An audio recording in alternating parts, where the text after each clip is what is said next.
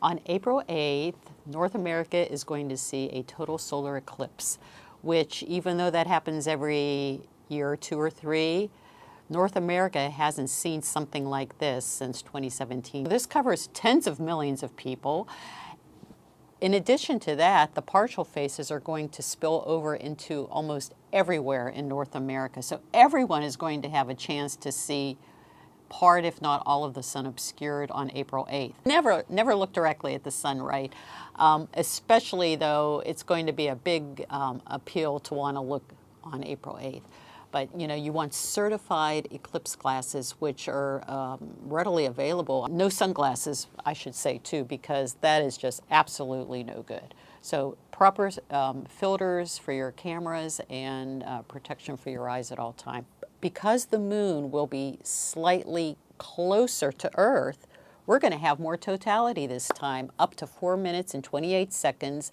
Back in 2017, it was 2.5 minutes or so. So lots more totality because the moon is going to be a little closer to Earth, which means it's going to cover up it'll take longer and provide for more totality. The big difference this time too is that this eclipse is going to be passing over major cities, right? Dallas, Indianapolis, Cleveland, Buffalo, New York, and many others in between. So lots more people in the path this time.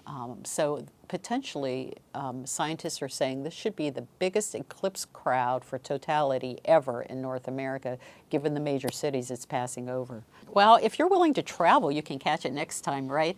I think in 2026 and 2027, it's going to be in southern Spain and part of North Africa. But if you want to stay put at home, the next big chance is going to be 2045. That is going to be another coast-to-coast, U.S. to U.S.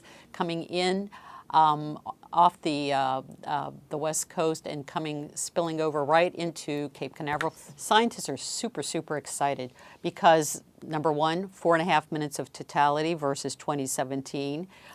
In 7 years, there are more advanced telescopes and instruments to monitor all this. Some new spacecraft up there studying the sun. So scientists are super excited.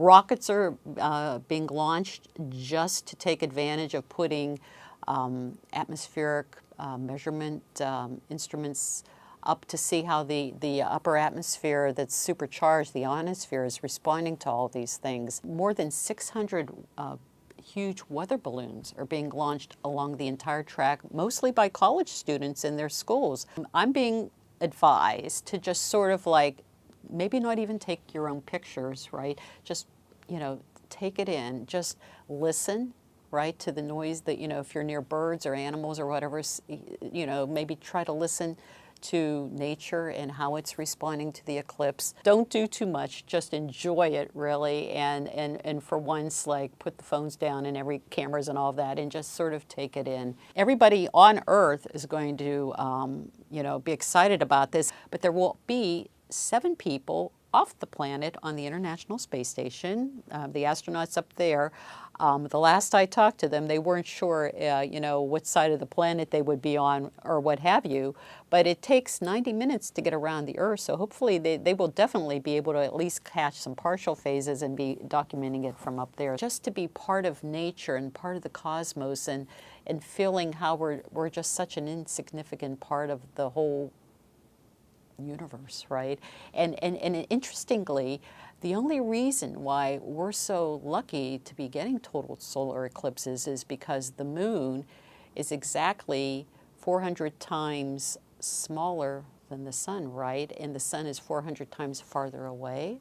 So it makes this perfect blotting out of the sun by the moon in our skies every so often. And that doesn't happen anywhere else in our solar system, right? And, who knows, in other solar systems whether that's happening, but it makes us feel really, truly special as Earthlings.